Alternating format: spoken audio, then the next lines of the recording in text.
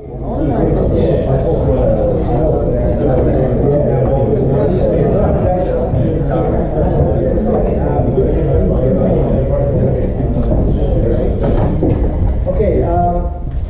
I'm Sahan. Don't get me bothered with my last name. I'm from D365. I'm a functional consultant in the CRM team. I've been working in CRM the last 7 years. So today, what I'm going to talk about is the data export service. So before we get into the topic, let's talk about a few scenarios. Have you ever wanted to create an easy way to replicate your CRM data in an Azure hosted SQL instance? And without having that complex ETL tools that we can use. So at the moment we have Scribe, we got King's Face Off. All of those involves, maintaining an integration server, then creating the mappings, and then getting those mappings to run and everything. Without having all of those complexities, what if you can have a solution that you can manage in CRM itself, where you can create a profile and choose the entities that you want to export, and it does the job. Have you ever had a requirement where you have to run complex reports against a CRM database, such as Power BI reports or SSRS now? We know with every report that we write, if the report is very complex, it's going to have an impact on the CRM applications as well, because it will need data points all the time to execute the report, which will have performance impacts as well. If you're talking about a CRM system that has almost 200, 300 users logging at the same time, it's not going to really that far. So if you want to use those complex reporting purposes, you have a requirement like that, or if you wanted a tool that can really push the delta change. Now when it comes to this integration, they have to be real time as well. As you do the change in CRM, it has to go to your destination database straight away, instantly. So if you look at all of these requirements, if you ever wanted something like this, data export service is a solution from Microsoft. So what is data export service? It's a free add-on that is out there in the app stores. You can install that as a add-on to CRM, which will enable you to create a profile in CRM and specify the entities that you want that needs to be exported, and it will take care of it through the Azure services. The data export service synchronizes the entire Dynamics database initially, and thereafter, so what we'll do is when we create the profile, it will sync based on the tables that you have selected, it will push all the data across to your destination database, and then afterwards, as you do the changes to these records, it will synchronize the data. It currently works with an Azure SQL database or a SQL database that is running on Azure virtual machine. So unfortunately, it doesn't work with the on-premise databases yet. It only works with the Azure databases. So again, just to reiterate our expectations today, we are not going to walk you through on how to create the data export service. It's a quite lengthy process involved in it. I'm going to walk you through the benefits of it. I'm going to take you through a demo and show how data synchronizes to SQL. And then there are various articles that are out there, various videos that are out there that discuss about that. So why use it? The best thing about it, the data export service, it actually automatically manages the schema as well. So when if you look at your typical integration with your tools, like say a Scribe or King's Face Off or anything like that, if there's a modification to your data schema on CRM, you can actually replicate that, create that field manually in your destination data source as well. But in this case, it actually manages your data schemas as well. So if you create a field in CRM, it automatically creates a field in your destination table as well. So it actually looks after synchronization of your metadata, all your metadata changes as well. So as I discussed, it's just a full data synchronization as well, and it works based on push data. So as we do changes, it will push the changes out to the Azure SQL database. And it will also have a delete log as well, so you can see the records that you delete as you delete in CRM. There's a separate delete table that includes all the delete logs. And more than anything, it's scalable. So because this is in Azure, and it's an Azure SQL instance, as the database grows or you need more performance, you can really scale it. You can add more resources to it, flexible in terms of that. So what are the benefits? Again, in our operational databases for your reporting and Power BI purposes. It's a staging database for your data warehousing purposes as well. So what we can do with the data export service is we can have multiple profiles created.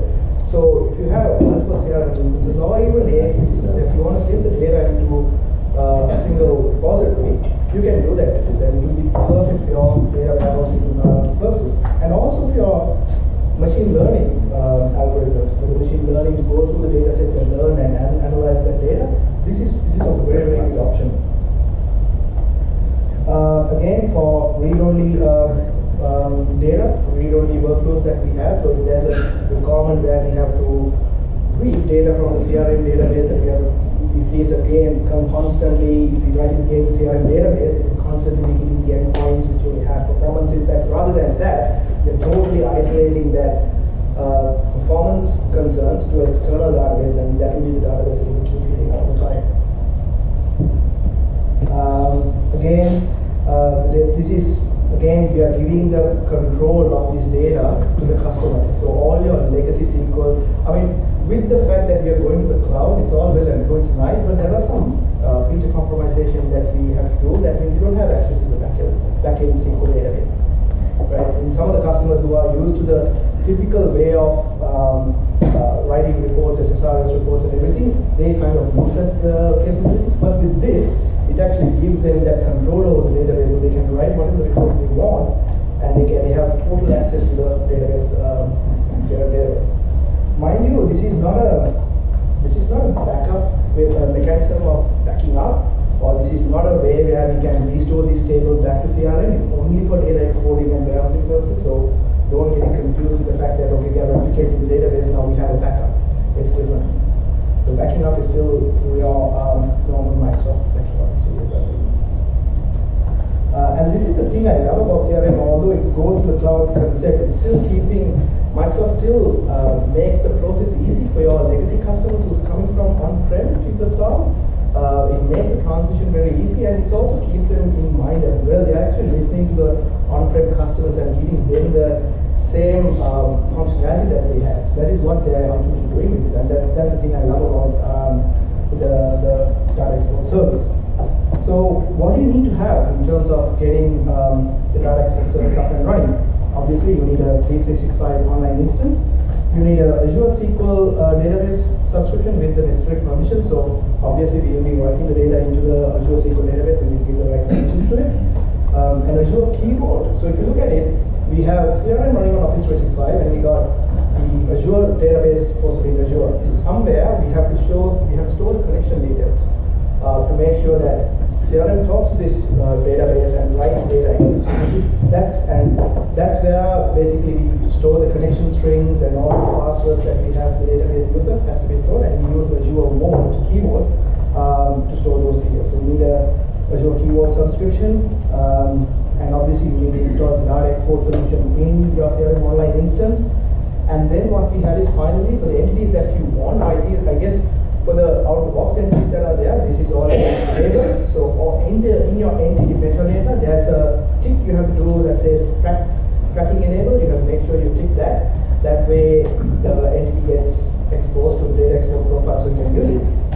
So you got to do those ones. How does it work? We have to create a profile. So inside the profile, what we enter is the connection details to the Azure SQL instance. We can give a data like a prefix. So we can, if you're having multiple instances, you can give a prefix to it. So all the tables get created with that prefix in front, and configure the connection and enable the entities. And once the data is enabled, it will start synchronizing. So it's very, very simple. So again, just to go through, we have the Azure SQL database. We got the Office 365 instance. You have to first of all make sure that we link the two instances together, because Office 365, unless it is not in the same subscription, you have to make sure we do integration by adding the Office 365 Active Directory into the Azure Active Directory, link that, and then create all the details.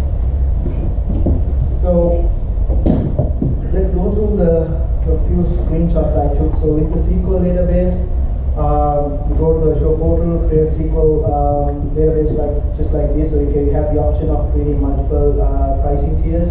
So that basically determines your scalability as well, the size of it, and create a simple SQL database, and then access that SQL database from the management studio. And then what you have to do is create a database user for that database that you just created and give the necessary permissions. Here what I did was, in this table right here, it basically shows all the functions that you need, but because it's a demo instance, I just ran it on DB alone and gave the entire God level permission to it, which is not the best practice, I believe. Then you go to your marketplace and then you search for this data export service, you install the solution. And once you install the solution, when you go in now, I mentioned about we have to create a link between these two. We have to create a link between CRM and Azure. We do that through PowerShell script. So in this, in order to get the PowerShell script, you can go to this solution, click on a new record, and you get this blue icon over here. When you click on that, you get this PowerShell script. Copy paste the PowerShell script to a notepad, and the ones that are highlighted inside this red box, just modify the parameters on those. So we'll go through those parameters next. So it will basically ask for a subscription ID, that is basically the subscription ID of your SQL instance. So you can copy paste the subscription ID of the SQL instance from Azure. A keyword name and a secret name, so you can specify any name here. So that's basically when it goes and creates the data in the Azure key vault. It basically gives a name to the container. So think of it as folder. So it's like a folder name. You can give any name that you want, a keyword name and a secret name. And then you have the resource group name. So with Azure, every time you create a resource, you have to give a resource group name. You can allocate that. The resource name for it, the location of the resource, the connection string to the database. So you can copy paste the connection string from Azure. And when you do that, you have to put the username and the password for that database so the system can access it. The organization ID for the CRM organization, so that's basically your org ID in CRM, you can specify that. And then you've got a tenant ID, which you can get from Azure Active Directory as well. So fill in these parameters inside Azure, inside PowerShell, and just execute the PowerShell script, which will go and create the whole connection. Once you do that, we go back to CRM and we create a new profile. So in here, just go back here, click new, and the new button will come up. And then you select the details and the entities that you want to be added. And then it goes and straight away create it. So basically, when you select the entities, you can select accounts, leads, or anything like that. And if it has relationships, you can select that, and then it goes. You can later go back and modify the profile as well. If you want to add a few more entities later, you can do that as well. Excuse me, sir. Yeah. Can you filter the records, or it will bring all the records? It will bring all the records. It will bring all the records. So yeah, so that's what it is. Before I just go into a demo, any questions you guys want to ask? Like this record in CRM copy gets created in my Azure SQL database. Yeah. So I modify the records in CRM. Does it modify the record? Yes. Doesn't Yes. create a second record? No, it will modify it. Okay, so just snapshotting it's just Yeah. one. Yeah. Exactly. Have you set a service account for the migration, so by using user identity for the data? What do you mean? Like, is it using a service account to get the data? The user account in CRM to get the data out and push it. No, not this. So it's not like Scribe where we have a user account that executes the Scribe jobs. So it doesn't have that. We can still, use the record by owner and everything, and we can filter out that way. How quickly do changes get sent?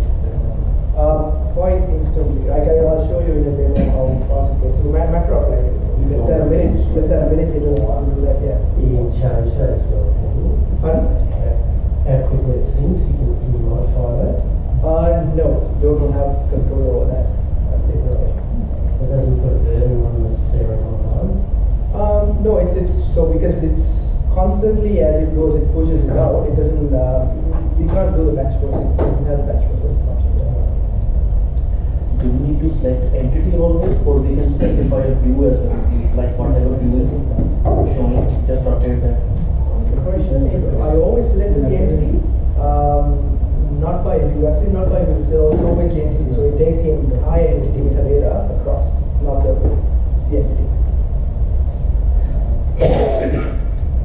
Yeah. So like, when it is exporting data, you create a profile and those things. How it is working behind? Is it using like async process to run the profile, or is it using Azure for somewhere? It uses a Azure process to synchronize data, so it basically pushes it. I haven't actually gone into the solution and have had a look. What does it do? Because we know in Scribe what it does is it installs plugins against that entity. I haven't actually gone to the very bottom and had a look at that. How it pushes, what's the mechanism it uses to push it, but interesting enough, I don't need to do that. But yeah, it uses Azure process to do the whole process. Sorry, just on, so I'm not sure what the answer. Is there any cost to pushing the data across? I know that we obviously it's a big, but is there any cost to pushing Not for the data push, no. It's a big case. Yeah. So we in the configuration you have mentioned we need to enable change tracking. Correct? Yeah. So change tracking is something which is needed to have a. For example, we delete a database or anything. For example, we delete a record. Yeah. Or we update a record. It's used as 250 MB by default. Okay. And is that feature and this is related or something? Because change tracking, what I understand from when we are doing portal thing also, I remember change tracking we need to enable to have to rectify the cache issue. Okay. And for some of the system entities, change tracking will be disabled by default. Yeah. We cannot enable or disable it. Okay. So will it forcefully pull all the value, means records which is. I am not 100% sure on that one. I haven't looked into that as yet. Yeah. I'll surely investigate that. But and one more thing, this is pushing the metadata information like Yes. option set everything. Yeah. Very good. So for example, let's take on-premise. We have two databases. One will be the org level database, another thing will be MS config database. Yes. It's pulling the same thing like No, it won't entire be. schema, or it's just like It's the org database basically. Only org. So basically, not even the org database, it's basically for that entity. So it's, if you look at it from the org database, you got the table for the entity, and that whole entity definition will push through. So it's the org database, it doesn't look at it for config database. Yeah. If you delete a record in CRM, does it delete over there or Yes. just marks it? So it's a record and it's a separate table that's deleted off. So, whatever the relationship and like if there is a dependency between the two record one parent char and you have to try to export the char, how You have do to- those yeah. dependency work? You have to make sure you select both entities. If you have selected only one entity, it won't pick up the yeah. Cool. So let's go into a demo.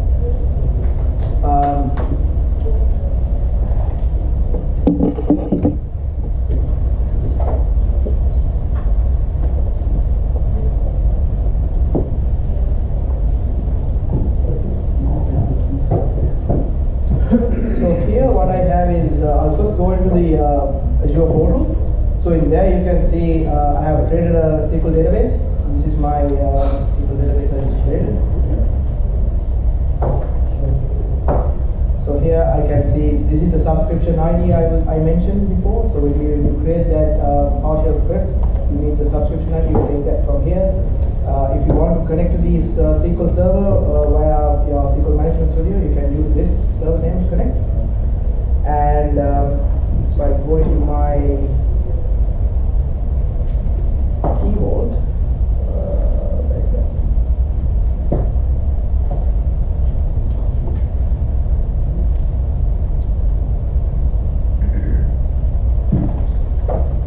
So this is the key vault, the key that got created. This is the container. This is where it maintains all the keys and connection details and everything.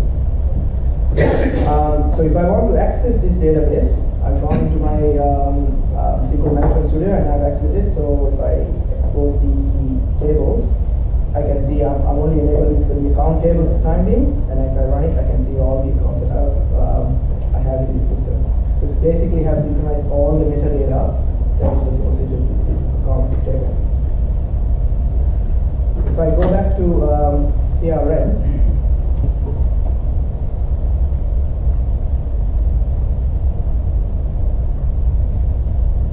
go into settings, the system has already created, because of the I exported this as a solution, the data export profile is created here. So I go into here to create the profile.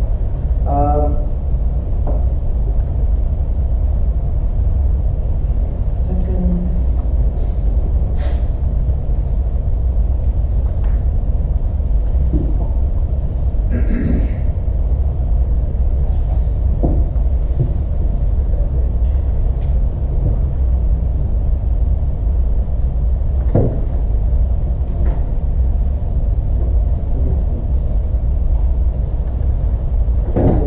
Profile, so I can hit new and create new profile, or I can see when I go to the profile what time was it activated, what volume was it last synchronized, the total records that got synced, so everything I can see.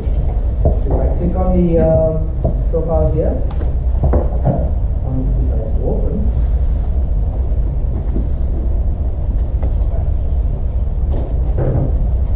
we can see I have created, this is the entity that I have selected. If I want to add a new entity, I can do that. I have all the relationships, I can see them as well here. And it can show, it shows how many total notifications, how many successful notifications, and what are the failed ones. So let's do a quick test. Let's create a new account here.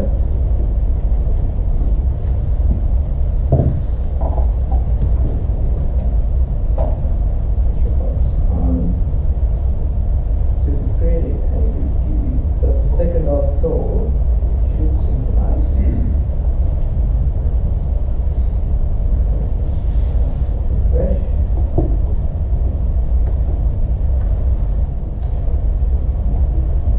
So 311 it just synchronized. So if I go to my SQL, and if I just keep this query again, just record the sum. So that's how possible it is. Yeah, please will. May I ask a question? Yeah, sure. If you have two CRM implementation, Yeah. and you hook the data export to the same as the data, that's possible. It's possible. So you have the ability to give a prefix in your profile. So the prefix will determine which environment it's coming from. You have a prefix. On the profile, when you create it, so when I go into here, there's a prefix here. The prefix I can mention, I can give any prefix and say, this table belongs to this CRM instance. Or the prefix will be the table name. It will be the prefix plus the table name. Instead of conveniently the one table, Yeah. actually two tables. Exactly, two tables. So two instances will have two tables. But you can see physically one was doing Exactly.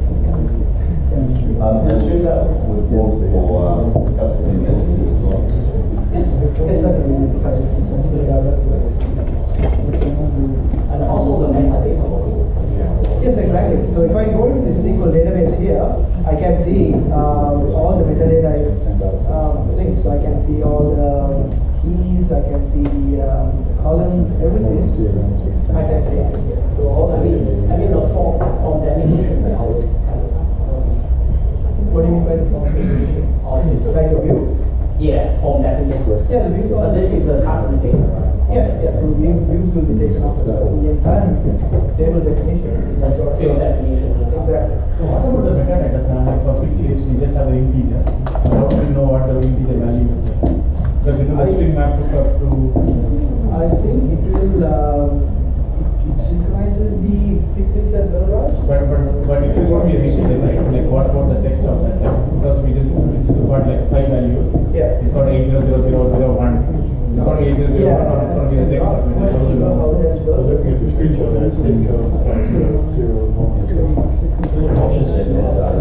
So there's the option set metadata is here. So we can cross check it off there. Yeah. Yeah. So what's the entities in your list? Yeah.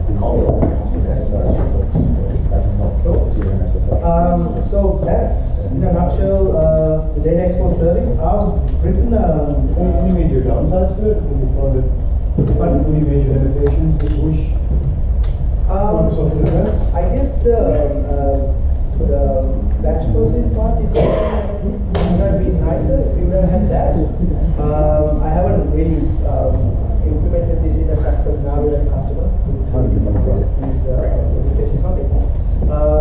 But yeah, again, I mean, if you look at it from a typical integration layer like Scribe, if you look at reprocessing the failed messages, looking at the we can look at the failed messages, but we want to re-encode it, we can't do that. You still have to go to the record and do updates, so you push through. Those kind of nifty features, detailed features, if you would have had that, that would be nice. I've written articles about it, how to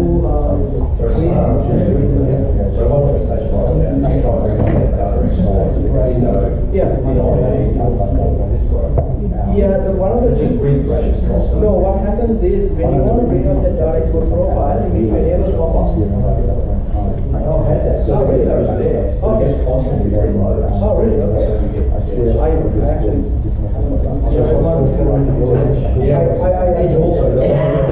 I shouldn't be saying this, but I haven't run Internet Explorer. So yeah, but definitely if you want to see that profile, that's one thing. You have to wait until